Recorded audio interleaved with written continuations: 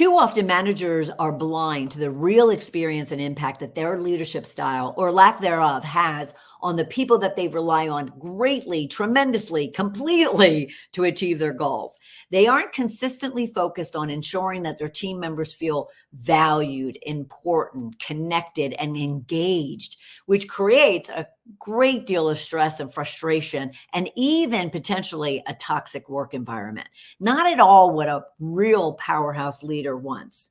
So our guest, Kimberly Benoit, author of We've All Done It, Getting Real About the Role We Each Play in a Toxic Workplace, and the leader of Kimberly Benoit Leadership, is here to share her take on what it really takes to overcome the pressures of creating an engaged culture, and how even small actions can create an engaged team and culture, but it also can destroy it if it's not done right. And lastly, how to perform an experiment to see how you are indeed showing up and the experience you're leaving with your people. So this is going to be really good. So stay with us. Welcome, welcome, welcome to Shedding the Corporate Bitch, the podcast that transforms female corporate executives into powerhouse leaders by showing them how to shed the challenges and overwhelm, along with any fear, insecurity, self-doubt, and negativity holding them back. I'm your host, Bernadette Bose of Ball of Fire Coaching, bringing you powerhouse discussions each week to share tips, advice, and sometimes tough love so you create the riches in your work and life you deserve. Let's do this. Kimberly, how are you? Welcome, welcome, welcome. Thank you for having me. I'm very excited to be here. I am very excited to talk to you, especially around this subject of disengagement and really how to take small actions to build a very engaged team. But before we do that, I always like our listeners and viewers to get to know you, Kimberly, beyond the business. Yes. So would you share a little bit about what makes you unique? Oh, goodness. Well, I'm a Cajun girl. So I'm from Southern Louisiana, Lafayette, Cajun heartland. So truly Cajun all the way. And trust me, I know I don't have the accent, but if you catch me in the right mood, you will. Right. And no, I've enjoyed life. And I tell people, I said, I feel like life started at 40. I got divorced. I started solo traveling. I now am a knitter. And I'm just really enjoying life. I kind of decided to get off what everyone said needed to be happening and making life my own way. And so I'm having a lot of fun doing it. That's awesome. 40 plus is a beautiful, beautiful thing. Oh, yeah. It's a beautiful thing, especially around everything that we talk about here in Shedding the Corporate Bitch, around just, learning who you truly are, what your priorities are, what you need to make you feel, fulfilled. The aging process is also a wonderful contributor to that. But let's dive into this subject around navigating disengagement. Yeah. So first off, from your experience and the work that you do at Kimberly J. Benoit, what do you see to be the greatest challenge for a lot of the, what I'll call managers who aren't quite leading as effectively as we want them to? But what is really going on when it comes to what they're dealing with right now? So I will actually add on to that. So it's not just the work that I'm doing in my business, but I would say the 20 plus years of my career. I think it's very similar across the board. I think we ask a ton of our managers, and I don't think we equip them in what engagement actually really is. If I had $1 for every time a manager's engagement strategy was related to food, like the amount of donuts and pizza, and that's great. That's an additive thing, but that's actually not what is going to ultimately drive good engagement. Right. And I think that's the problem. I think we have a ton of people who are drowning in gotta get done work. And engagement's a part of that, but they don't actually know how to do it really well because they haven't had good role models. And so that is what I'm seeing is people wanting to be a good engaged leader. They just don't know where to start. And so paint the picture for us. What does an engaged leader look like? If I were to run into them, what do they emulate? What do they model? What is it that they look like? Well, one, it's a person who actually looks like they care about what you're actually saying to them. So, because so many times the example I frequently give to people that unfortunately resonates too much is where multitasking has become the rule of the world. Like the only way you can survive is if you got to have that device, you probably got a smartphone, you're dialed in and connected in 20 different ways. But what an actual engaged leader looks like is when you and I are having a conversation, I'm actually looking at you. My body is facing you. I'm not doing this. Yeah, keep talking. I got you. Yeah, I'm listening. Yes. So, yeah, so what you said, like repeat that last part. Um because that's what a No, lot of totally. people are doing versus if true engagement is if I only have 5 minutes with you, I'm going to give you that full 5 minutes of attention. I'm going to Right. be really present with you and care about the time that I can actually spend with you. Right. So it's and I tell people it's the little things. It's all in the little things. It's the eye contact. It's the tone of voice used. It's the fact that you might remember someone's name or remember something about them, even if you've have forgotten someone's name. But just taking the time to encode and remember who you're talking to is Yeah. where you start. Okay, it is in the small things, but I'll Mhm. even acknowledge that that sounds easy, No. but it's not. So just just because it's simple doesn't yeah, mean it's easy. yeah. So And I what do you tell people to do? What are those, kind of yeah. simple, small little things that they could be doing to elevate their engagement? So I want to start off by saying one, there's no judgment here. So everything I'm telling you of what is might be a bad example, I have done. There's not that's my whole premise of like we've all done it. Every single person has made the same mistakes. Yeah. And they're even when you are a good leader or somebody seen as a great leader who has strong engagement, you're not going to show up 100% every day. So, I just like to throw that caveat out there that, come on, like no one's going to be perfect every day. Right. But what the first thing I tell people is, and so again, if you have that one-on-one with a team member, and let's say best case scenario, it's a team member you like, right? Because we're going to be honest here. There's people you prefer to talk to and work with, and there's going to be people on your team you don't prefer to talk to. So we're going to go with the best case, the people that you really enjoy talking to. Whatever time you have, first off, silence your notifications. Like put your phone on silent, move it if you have to. If you're like Pavlov's dogs and every time that little wristwatch on your arm buzzes, take it off. Right. Take Right. it off. If you are really struggling with engagement, like if it's in the toilet, start here. Just be fully present. And it's usually an activity I get a leader to do is see how many times you stare at a device in like if Mm. you have 15 minutes 30-minute like a one-on-one situation, actually like be very aware how often do you find yourself wanting to grab that phone Right. Right. or look at your wrist Yeah. and not for time. Yes. And most people would be surprised, and part of it is just how these devices are created. Like it really is a little bit of an addiction, if I have to Yes. say that. But check yourself, and then because if you can't not look, move it, get the distraction out of your sight, and just be fully present. Now, granted, if there's something you're really waiting for, because like I've been upfront, like if you have kids or there's something really important you're waiting on a call for or a text for, then tell them that up front. I'm waiting for a call. I'm not trying to be rude. I want to be 100% with you, Right. but I'm waiting for something really important. Then you tell them. Because what happens is when you break presence, like you can get away with it once, you maybe can get away with it twice, but if it happens every single time you meet, you have now broken trust. You have told that person they are not valued, they are not respected. You've never said those words. You didn't Right. mean it, but that's what you've communicated.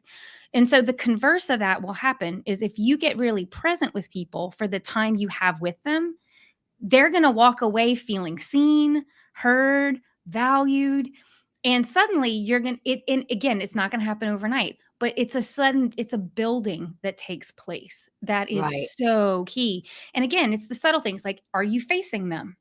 Face them. Don't take, this is one. Ooh, another tip.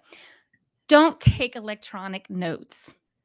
Because if you're on your computer and that email notification slides over, right. it's going to be very hard for you to not want to look at that email.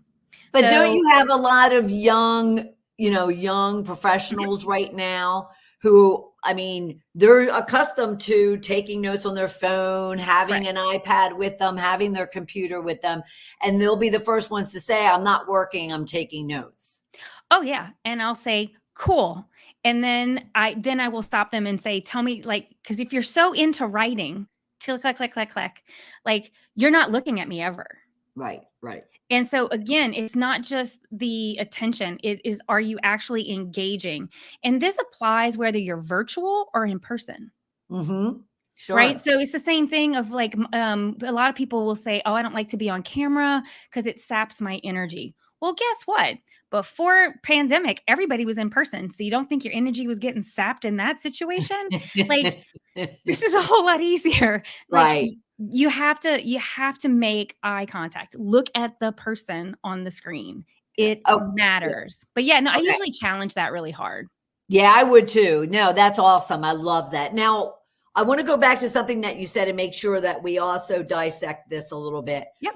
Is you said, if they're feeling like they're not engaged, and they're not doing you didn't say these exact words, but, and they're not doing the best job when it comes to Yeah. engaging. How have you found that those managers, so-called leaders, actually become aware of it? Because I find, do you find that most of them are oblivious to the fact that they're not engaged leaders? So I find two ways happens. One, it's with the engagement surveys that come out and like they Yeah, just get caught and it's like, what's happening? right. Everybody likes me. No, clearly they don't.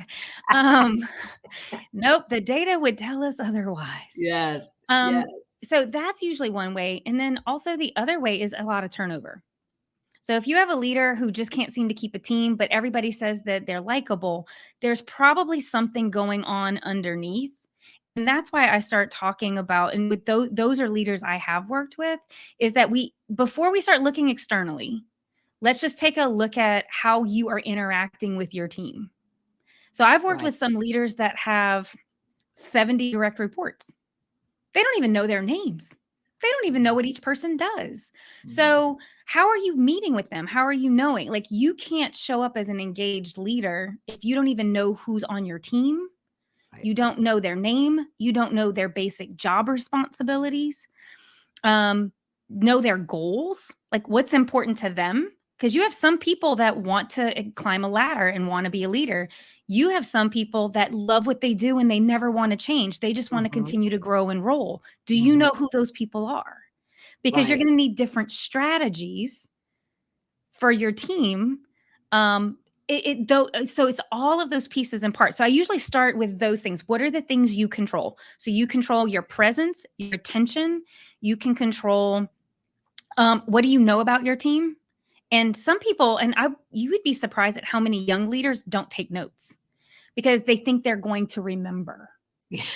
And and so as a former person who worked in HR, let me tell you, Right, right. documentation is your friend. I'm not saying don't take notes. I'm not saying don't convert them into some digital form, but I am saying if it's a distraction to you being present, you got to start with the basics. And the basics are that eye to eye contact, that not getting distracted. Because again, a lot of times, maybe you're lucky if you get 30 minutes on the calendar, you maybe really only have about 20, 25 minutes, Yeah, truthfully. yeah, sure. So, But how do you let make the me ask most you of it? some before you move on though, let me ask you something about the note taking.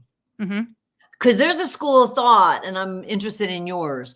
There's a school of thought and a set of a certain type of manager who actually coaches against taking notes because it makes you seem as if you don't know what you're doing, so you have to take notes. Have you ever heard that? No, I've actually heard the exact opposite. And I usually would always start, like if I had a new team member or something, and I would always say, because I don't want to forget our conversation today. I Sure. want to remember what you told me that was important to you, and I want to remember what I committed to you. Yeah. Because usually there's like things that are asked for, there might be some accountability, some Sure. standards set. Sure. So I want to remember, so when we come back I can say, oh, I promised you this. Okay. Oh, Good. you agreed to get this done by this time. And so it allows me to not forget anything. Because I mean, I think sometimes people are hoping you forget pieces and parts. Um, but the truth of it is if you start, it comes down to your communication and how you set the expectation of what's happening. You know, Right. for me And as a leader, if anybody was to tell you not to take notes because it sets a bad perception that you, I mean, I have like 20 journals over here to my right, so I'm a huge note taker when it comes to, in the professional world. yeah. I'm glad to hear that you haven't come Mm-mm. across that. Okay, I good. had one young person tell me that nobody does email anymore, and I thought that was really funny. And then by the time we finished working together, he was the most advocate. He was one of the biggest advocates for using email. And he's like, "Well," he said, "It's nice because now I have a trail of what the conversation was." Sure. And I was like, Sure. "Yes, like that's part of it." And again, it comes down to what expectation have you set about how you're going to interact with each other. I Sure. also think if you're a new leader coming into a team that you have not led before, this is a perfect opportunity to level set and say, here's how I like to run meetings and our one-on-ones so that I can be accountable to you and ideally you can be accountable to Right. me. Okay. And so I like it. There's nothing I would say in a one-on-one unless it's like HR protected that I wouldn't say in a group environment. I want people to feel like, we're in this together. You can ask me anything you want to ask me, but this is how I operate. This is how I move through the world to hopefully make me a better leader. Yeah. And then I also offer up the opportunity, like if you have feedback for me that I'm not showing up for you in the right way in our one-on-ones, let's talk about that. Because the truth is going back to the question of how do you know you don't have a highly engaged team? I didn't want to be surprised by a survey. I didn't want to get surprised by some kind of employee relations complaint. Yeah. Or worse, you hear the rumblings from other people that your team's not happy. Yeah. Um, I would, that's the worst is when you suddenly find out everybody's talking about you, but nobody's talking to you. So Mm, how do you create an open enough environment where people, can give you feedback? So I am a big believer that feedback is important. And as a leader, you have to ask for it and you got to make it safe. So if somebody gives you something you don't agree with, you still say thank you. You say right. thank you, and I want some time to reflect on that, and I'll come back and discuss it with you. But thank you for telling me. Um, again, leadership's not for the thin-skinned. It's not for the Right. weak of heart. To Right. do it well, you've got to be willing to put yourself in some uncomfortable positions, including asking for thoughts about how you could be better at being a Well, I leader. love that. I love that piece about just saying thank you. So let me ask you a Mhm. question. When it comes to getting feedback, Yeah. and more so getting the feedback, not being the leader giving feedback, but as the leader, you're even getting feedback. Uh, what is your stance in regards to? I love the whole. Just simply say thank you. Do you find a lot of leaders start defending themselves against that feedback at that point in time? And your suggestion is just simply say thank you and take it in, like receive it without defending it? Oh yeah. I mean, I think the natural inclination is to immediately armor up and be like, "You don't understand." Well, let's talk about that. And like, no, because the minute you do that, you have now told that person it's not a safe space to give Yeah. critical feedback. And if you intend to give feedback to your team members, that's going to be hard and uncomfortable and expect them to take it and, absorb it, reflect on it. You've got to be willing to do it yourself. Yeah. Love it. That's the only way people are going to respect you. And Right. it doesn't just simply by saying thank you doesn't mean you agree with it. Mm-hmm. It just simply says you're saying thank you for being courageous enough to tell me, I'm going to go sit and reflect on this, because sometimes that feedback might be very valid and it's just a blind spot you don't know you have. Yes. Sometimes it could be skewed, like it's a perspective, but it doesn't really capture the whole story. So you can then start to think through, well, is this really an image problem I have? And I may not be able to go broadcast like why something is happening. This happens sometimes when people get accused of having favorites. Is there may be like development plans in place that you can't talk about, but there's certain things that are happening behind the scenes. And it's not because a person's a favorite, it's because there's something else going on. But you still have to address that, because the perception is you're giving preferential treatment to somebody. If that's not true, then you still have to figure out how to do it. So you say thank you because it's a gift. I mean, I used to chuckle when I'd hear that, like in corporate, feedback is a gift.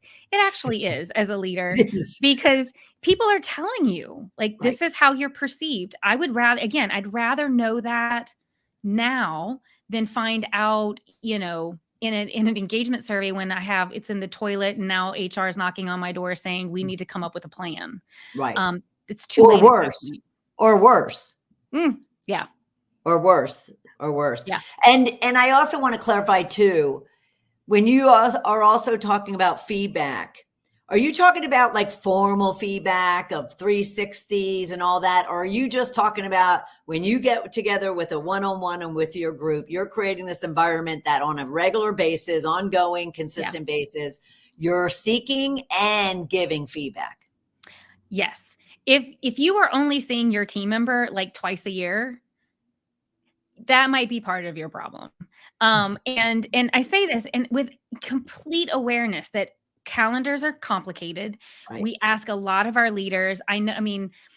Leaders are spending like 95% of their time is in meetings, meaning the time that they have available in a day to actually get out and do what they need to do is getting smaller and smaller. So going back to what we said before, simple is not necessarily easy. But if you don't prioritize your team, even if it's like a 5-minute check-in, 10-minute check-in, you can't just leave these big conversations for mid-years, 360s, and annual reviews. Because you're always going to be behind the 8 ball, and you're never going to have a team that feels like you are as invested in them as you want them invested in the team. Right. So again, I'm not saying you have to have an hour every week. That's not what I'm saying. But you have to step back and say, in order for my team to feel valued and respected, what would it look like? What would the cadence look like for me to at least touch base with each one of my team members at minimum once a month? Okay, but let's go back to your example of 70 team members. Yeah. And if anybody's listening or watching and have a large team, they're sitting there going, Kimberly and Bernadette, you are smoking something, because there's no way, even in a calendar year. So what do you tell those leaders that do have very large teams as far as that cadence that you mentioned? That's where I come back to. It's not about, I don't want people to get fixated on it has to be half an hour. It has to be a whole hour, because that's a luxury. But if you have 70 people and at minimum, and that should be rare. And so this is coming from healthcare, right? Which is already an industry that's incredibly stressed right now. You need more touch points, not less. And so that is where I would say, and that's maybe a conversation to have with your leader too, is how do you make the space to have at least a 5-minute touch point? And then be very clear of like, what are you going to do in 5 minutes? What are the questions you're going to ask? What do you want? What do you want from them? What do they want from you? Because I guarantee you, employees like getting attention from their leader. They want their leader to know what they're accomplishing. And they also want their leader to know their pain points. I mean, it's true. And so what I encourage people to do is, and say, if you can't do it, if you can't touch every team member in a month, then what can it look like with every 2 months? Like, you have to sit and be very consistent and say, what does that cadence need to be? It needs to apply to all of my team members, because I don't want anybody feeling like somebody gets more of me than somebody else. Right. Right. Because I Right. guarantee you, if the perception of favoritism will kill a culture so Mhm. incredibly fast because everybody talks. And I Right. guarantee you, gossip travels way faster than the truth. And doesn't it? It Um, does. and because it's just, and people are always so much more excited about the gossip than any, for some people, I feel like that is their purpose of going to work, is to see what kind of gossip we can Right, share right, and right, conjure right. up. But Yep. I just say it really is. This is the hard part of leadership. It's where you have to double down and say, this is my commitment to you as a team member, that as my employee, this is how I want to show up for you. This is how I want to support you. And again, that will translate into somebody saying they value me and they respect me. Because at the end of the day, isn't that what you want? Mhm. You want to feel valued and respected by Mhm. your leader, Mhm. right? You don't want Yep. your leader dallying around on their cell phone the entire time you're meeting with them. Like, Right. it's the same thing. You want to give the respect that you expect for yourself. And so I just encourage them. You just have to figure out something. Just simply saying, I have too many people is not enough. Sure. That's not a Def good answer. So you Right. simply have to say, okay, what is the best I can do in this moment? It doesn't have to be perfect, but it's the best I can do in this moment, and at least allow your team to see you're trying to make the best of the complicated situation you're in. Yeah. You also talked about, there's these individuals who want to climb the ladder and become Yeah. leaders. What is their biggest misconception of leadership? Is it around how much it takes around engagement with actual people versus the actual work? Or what is it that they really walk into, taking on responsibilities for people that they really have no clue about? Oh, Bernadette, let me tell you. I, the one example I will never forget is I was working with this woman, and she was working so hard to become a leader, and she became a leader. And then she looked at me and she said, if I'd have known this is what this was, I would have never left my job. This is hell. I hate this. And and what it was is, and I think the piece that people miss the most is the amount of emotional labor that goes into leadership. It's, when you're an individual contributor, it's not saying you don't work really hard, but you have your responsibility and you're responsible for yourself. And it's usually like, here's your whatever you're responsible for. You can tap out. Like, when that is over at the end of the day, you can turn that off. But the minute you get a team, it's a little almost like your own little family, right? Because, you are now navigating what I call the 3 Ps: politics, people, and policy.